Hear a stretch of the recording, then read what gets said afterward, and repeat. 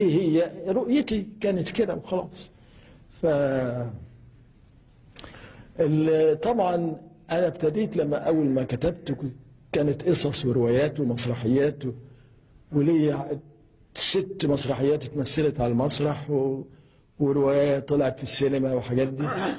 فإلى ده إلى جانب كل اللي أنا بكتبه من المسائل التأملية الأخرى. بعد كده ابتديت أكتب في الإسلاميات بقى حوالي يمكن 15 كتاب.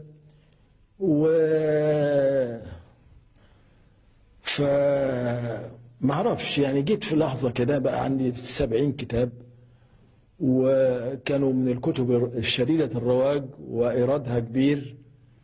وفي وقفة كده مع النفس قلت الله، يعني طب وأنا في النهاية يعني هقابل ربنا بشوية كلام؟ ده أنا كل محصولي من الدنيا شوية كلام. الحكاية دي ضايقتني. أياميها قلت لعبد الوهاب، وكان صديق دايما نتقابل من وقت للتاني، قلت له اسمع بقى ده كلام فاضي، مش معقول اقدر اقابل ربنا بشويه كلام. يعني انت قال لي طب وايه فيها ايه؟ ده اسمه فن، ده اسمه فن. طب ما انا هقابل ربنا بشويه غنى، ايه يعني؟ قلت له قلت له هتقابله ايه؟ بلاش تبوسني في عينيا، البوسه في العين تفرق، ولا هتقول له الدنيا سيجاره وكاس؟ يعني بيني وبينك يا عبد برضه موقفك يعني مش مضمون. وابتدى بينا مساجلة مستمرة، هو يقول لي وبإيمان شديد خطورة الفن، وإن الفن شيء بيغير الدنيا، وإن الكلمة ممكن ومش عارف إيه يميها. هقولها دي بعدين. ابتدت تن بقى المساجلات اللي بينا دي. قلت له طب اسمع، طب يعني ممكن واحد بتاع كورة يقابل ربنا وكل محصوله شوية جوان مثلا، إيه رأيك؟ إيه رأيك فيه؟ أو واحد بتاع بياخد الأولمبياد في العقلة والمتوازيين وكل محصوله شوية شقرباظات على العقلة دي.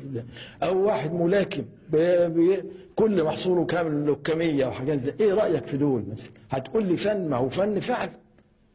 محمد علي كلاي فنان برضه في شغله، كل واحد فنان. فقلت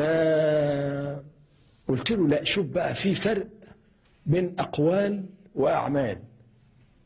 في حاجة اسمها أعمال. قال لي يعني إيه أعمال؟ قلت له يعني إطعام جائع، أو كسوة عريان، أو كفالة يتيم، أو عمل مشروع خدمي ينفع الناس ويبقى صدقة لك بعد موتك. إنك واحد بيموت وبتسعفه، طب هتسعفه بإيه؟ غنوة مش هتنفع الغنوة. فإذا في أعمال وفي أقوال. حتى عندنا في الدين ربنا يقول يا أيها الذين آمنوا اتقوا الله وقولوا قولا سديدا يصلح لكم أعمالكم. دليل أن العمل شيء غير بقى القول. يا أيها الذين آمنوا اتقوا الله وقولوا قولا سديدا.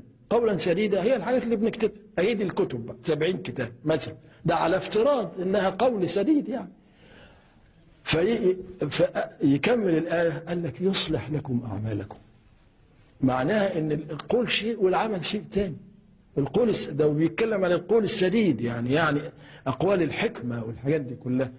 فربنا يقول هكافئك بان اصلح اعمالك، يعني في حاجه تانية اسمها اعمال. فالمهم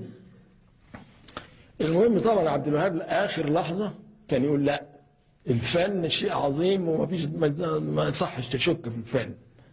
على اي حال طبعا الموقف بتاعي ده خلاني افكر ان انا اعمل حاجه، لان انا مش مقتنع بقى خلاص، ما اقدرش اقابل ربنا بشويه كلام.